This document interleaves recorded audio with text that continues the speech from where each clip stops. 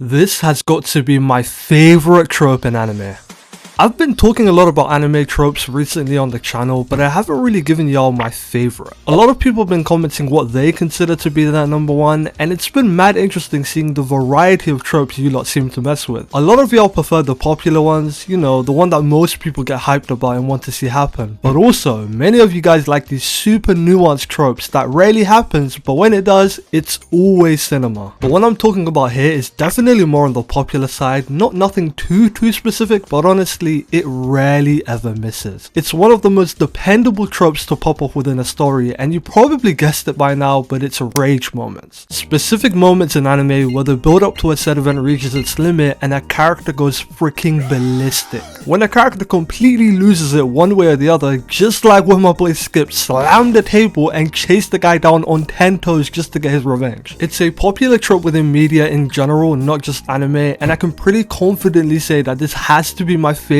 trope, all things considered. Due to how anime and manga have been developing recently and authors drifting more towards character exploration rather than traditional fight scenes that we used to have, this trope is kind of a dying trend that only a few anime seem to be cooking with recently. You look at a story like JJK, right? One of the biggest new gens, if not the biggest, and I can't think of a single well done rage scene. This motherfucker Gege could have gave Yuji one, but we all know he's a psychopath and wouldn't give him anything sick like that. The one time everyone thought he'd go crazy, Gege had his biggest ops doing the Patrick laugh on him. I could mention them black flashes he was cooking on Mahito, but literally in the exact same episode he shattered Yuji completely. Gege wants to see that boy suffer. But turning back the clocks a bit to the classics, when I think of some of my favorite fights in anime, they all seem to have this story-breaking rage moment that goes into the history books forever. So let's talk about some of the ones I love most that bring the anime up by levels. When it comes to rage scenes or rage moments, what anime do you think does it the best? There's a lot to choose from, but for me, it's a no-brainer. You can have your faults with this series all you want, but Naruto, when it comes to tugging at the emotions, does it like no other. And its rage moments is second to none. Naruto vs Pain, Naruto vs Sasuke, freaking Obito vs the Hidden Mist Ninja. Nah man, Naruto got it when it comes to these kind of moments, and my favorite from the series surprisingly happens pretty early on. In the first arc of the series, the Land of Waves arc. Oh brother, when it comes to greatest first arcs in anime, there is some uncomfortable conversations regarding this arc. The Land of Waves story is so goated, and the reason for this is because it portrays almost all of Naruto's main themes in one singular arc. A mini version of what the story is all about, and contains within it the best rage moment in all of Naruto for me. The stage was set. Naruto and Sasuke team up to face an enemy that's probably stronger than Kakashi from the way the story described him. A tool of destruction that Zabuza cultivated that represents the brutality of the shinobi world. You know, the ugly side of it all. And through Naruto's own helplessness and selling so bad, Sasuke gets clipped and at the time killed right in front of Naruto. Man, seeing red isn't doing Naruto justice here. He was possessed at this point and the Nine-Tails chakra went ballistic. Motherfuckers outside the ice dome didn't know what the hell was going on and started fearing for their lives. Kakashi was like, is this Zabuza? Nah, never mind, this shit more sinister. And Haku was like, what is this ghastly chakra? When characters start pulling out words like ghastly, you know shit went left, and the expressions Naruto was showing here left me with some goosebumps, I'm not gonna lie. Watching this as a kid was just straight up hype because I didn't know what the fuck was going on, but after seeing this now, years later, I appreciate this scene so much more. Kishimoto cooked with the dialogue describing what Naruto has become here, but the visuals was next level stuff. This lineup right here is legendary, and even though this episode's older than me, it's timeless, man. A work of art even, and Naruto blitzing these impenetrable ice mirrors and moving like a fiend will always be sick to me. One of the coolest aspects of rage moments is how strong the character ends up becoming, and I loved how they portrayed Naruto's power here, man. The creative animation, the different perspectives from everyone, like Zabuza saying this chakra is way too big to be Kakashi's, is such a subtle way of showing how powerful Naruto has become here, yet so damn effective. You look at the other scenes like Naruto vs Pain for example, and Broski's destroying the entire world in that, but here it's these little visual and audio cues that when put together gives you that same fear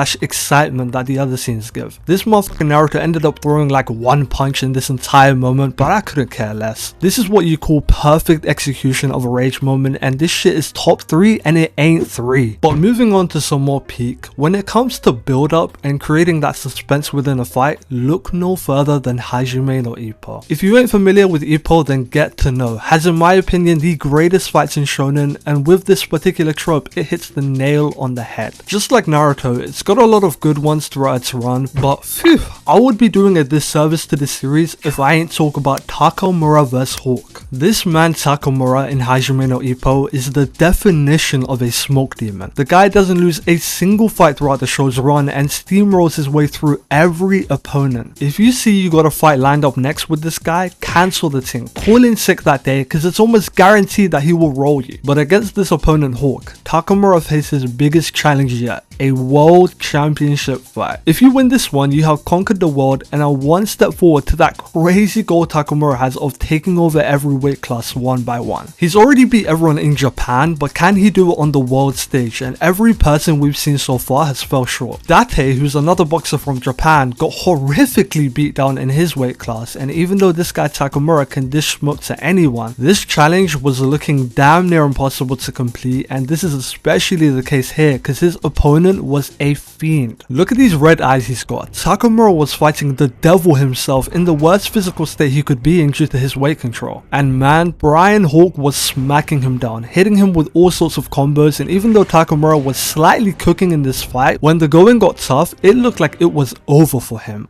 Until this happened.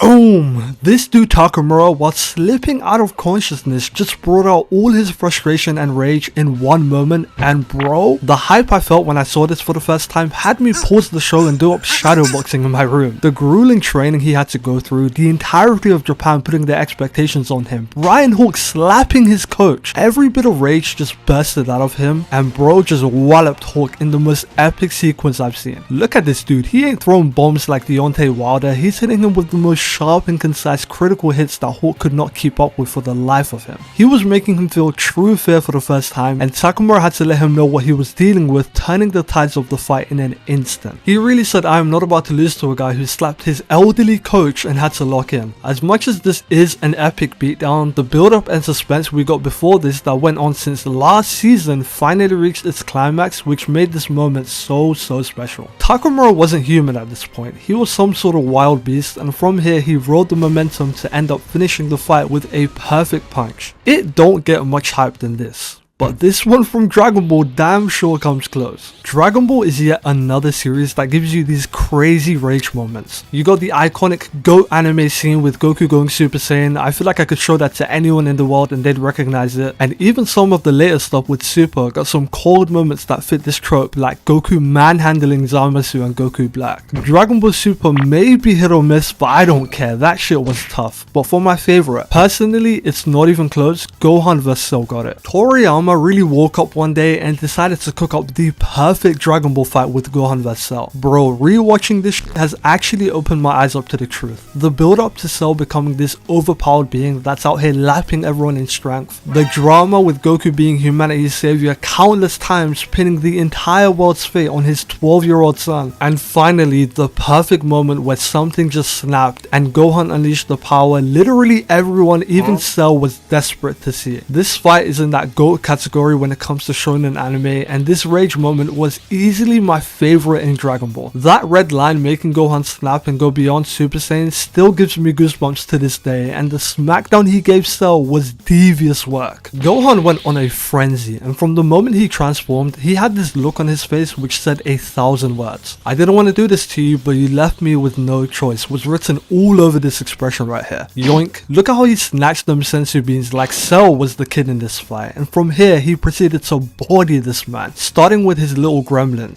Boom, boom, boom. These mini cells was cooking everyone, but Gohan really one-shot them all, and from here on out was a completely different person. His demeanor was dead set on destroying this dude's cell, and the difference in power between these lot was painfully clear at this point. The rage that Goku was crying out for dude to release finally got unleashed, and from the transformation to him actually throwing hands was simply epic and a great watch. Goku is my GOAT from Dragon Ball, with Gohan being a close second, and seeing his development in this moment, going from this scared little kid always doubting himself to the world's hero and this ultimate warrior like the anime describes, is incredible stuff. And the cherry on top to all of this is Goku being the one who sparked this development. His father, who first of all knew his potential like no one else did. Goku was like that one Bitcoin meme guy who told everyone to invest $1 years ago. And secondly, being the textbook example of a hero and the bravest person in the series for Gohan to strive to become. He literally copied his father bar for bar by doing something that seemed impossible with going beyond Super Saiyan, and his development up until this point was straight up perfect. After Goku's sacrifice, he really changed gears again and vaporized Cell. Just an awesome fight with Gohan using his rage as the key to unlock his potential. A character going ballistic in a rage moment is some of the most peak content anime can offer when done correctly, and these three I just talked about are some of my favorites in all of media. There's so many other ones I fuck with, like Gon vs Pitto, Roy Mustang frying up Envy, but I might just save those for a part 2. I didn't mention any rage moments from new gen anime because honestly there's not too many in recent times. That being said though, there is still insane moments like Hyakumaru from Dororo for those that have seen, and multiple great ones from Mob Psycho. However, we're not spoiled with these kind of moments like we used to be in the past. But anywho, I appreciate you all if you made it this far. It was nice to go back into memory lane for a bit and reminisce about some peak moments. But if you guys enjoyed and want to see more, go ahead and hit that like button for me and subscribe to keep up with the channel.